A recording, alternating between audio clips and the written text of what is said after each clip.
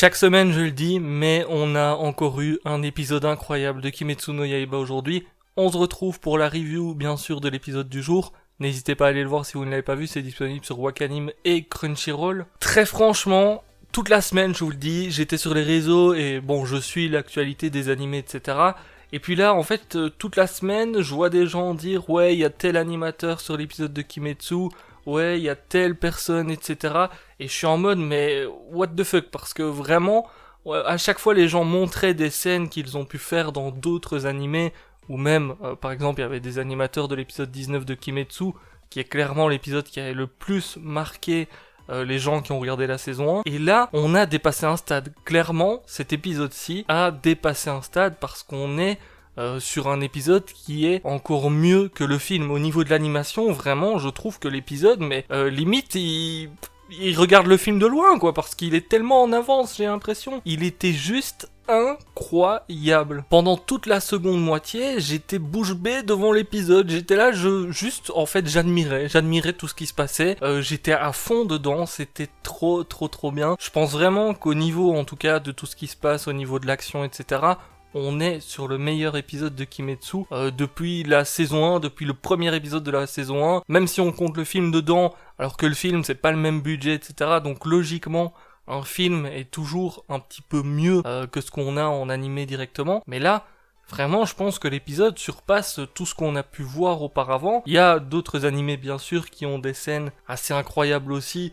Et même, de toute manière, Ufotable, pour moi, on a rarement vu aussi bien ce qu'ils ont déjà fait avec les Fates, etc. C'était déjà incroyable, mais là je trouve qu'on est vraiment à un niveau un petit peu plus au-dessus. Bon, je vais pas blablater sur l'animation pendant toute la review, mais c'est vrai que c'est assez choquant de voir ça en fait, parce que parfois t'as des animés qui limite n'ont pas d'animation, et là, bon, tu vois ça, t'es en mode, ah ouais, et ça fait quand même quelques dimanches qu'on enchaîne la même chose en plus, hein, et là on a encore dépassé un niveau. En tout cas, l'épisode était très cool à regarder. Je vais pas vous cacher par contre, par rapport à ce qui se passe, par rapport au retour de certains personnages, je pense par exemple à Tengen qui revient, Inosuke qui revient, Zenitsu aussi qui arrive à se relever, Tanjiro qui dépasse encore ses limites. Je trouve que ça devient un peu trop. Malheureusement, c'est un shonen, donc c'est, on va dire, logique d'avoir tous ces dépassements de limites. Après, le délire, c'est que Tanjiro, ça fait quand même 5 fois là qu'il arrive à se relever et tout, qu'il donne tout ce qu'il a, donc je trouve que ça fait un petit peu beaucoup. Sachant qu'à la fin de cet épisode-ci, le gars, il se prend la faucille là de Gyotaro carrément dans la bouche, etc., je me demande comment est-ce qu'il va se relever. Alors là, qu'on me sorte quand même une bonne explication, parce qu'autant, ok, il arrive à mettre un dernier coup, autant là, il est dans une situation qui est quand même assez désespérée. Donc pour moi, soit il y a quelqu'un qui intervient, qui arrive à le soigner, qui a des pouvoirs de fou, soit Tanjiro, il en a pour des années à se remettre. Pour revenir sur Zenitsu, Tengen et Inosuke qui arrivent à revenir dans le combat, autant Zenitsu, je trouve ça logique, on le voyait, il bougeait encore un petit peu sous les décombres, donc oui, effectivement, on l'a vu, il s'est pris quelques petites patates dans le dernier épisode, mais c'est vrai que c'est l'un de ceux qui avait le plus de potentiel, on va dire, pour continuer à se battre. Au niveau de Tanjiro, voilà, c'était le dépassement de limite. Au niveau de Tengen, par contre, j'ai un petit peu du mal avec l'explication, parce que là, on nous dit, ouais, il a simplement arrêté son cœur, comme ça le poison n'a pas continué à se propager, etc. Je trouve ça un petit peu facile quand même, hein. Je trouve vraiment que pour le coup, au niveau de Tengen, c'est un petit peu facile. Au niveau d'Inosuke, en fait, ça paraît facile aussi parce qu'on nous dit que Inosuke peut bouger ses organes, etc. dans le corps comme il veut. Bon, ça paraît logique parce qu'on l'a vu dans...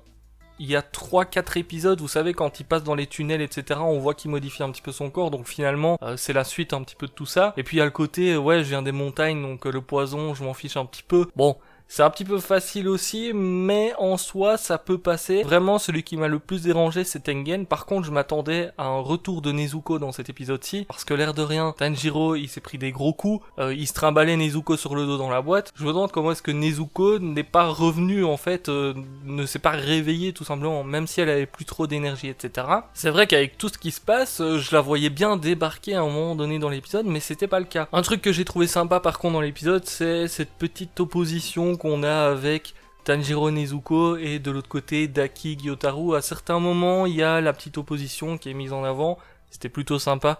J'aurais préféré avoir un petit combat en duo, justement, duo contre duo, frère-sœur contre frère-sœur, mais malheureusement, c'était pas le cas. Et c'est vrai que, bon, Nezuko, du coup, elle est encore en train de dormir actuellement. Notez qu'à la fin de l'épisode, on a eu une énorme explosion. et encore une fois on a un cliffhanger par rapport à ça. Bon, il faut s'arrêter à un moment donné. Là, il reste plus qu'un épisode la semaine prochaine. Apparemment, d'ailleurs, l'épisode sera potentiellement un petit peu plus long de ce que j'ai pu voir sur internet, mais je n'ai pas vu de confirmation parce qu'il y a des gens qui disent ça, mais on sait pas si c'est l'épisode qui est plus long en lui-même ou bien si, par exemple, ils vont diffuser l'épisode, puis potentiellement il y aura une mini-émission derrière ou quelque chose comme ça. On sait jamais sur Kimetsu, mais effectivement, semaine prochaine, il y a moyen que ça dure un petit peu plus longtemps. Après, là tout de suite, je sais pas si Gyotaro en fait s'est sacrifié finalement, a décidé d'exploser en espérant choper tout le monde avec lui, ou s'il a vraiment utilisé une technique, parce que là sa tête est coupée. Donc je me dis qu'on est plus sur une situation où il a fait exploser son corps, comme ça il a peut-être emporté les gens avec lui, parce qu'il voulait pas perdre tout seul avec sa sœur finalement, parce que les deux perdants actuellement c'est eux. Même si on sait pas comment vont s'en sortir Tengen, etc. Enfin, quoique Tengen, là, il avait l'air de plutôt bien aller, hein, malgré que son bras était coupé, etc. Ça avait l'air encore d'aller. D'ailleurs, c'était cool parce que l'épisode n'a pas été censuré aussi.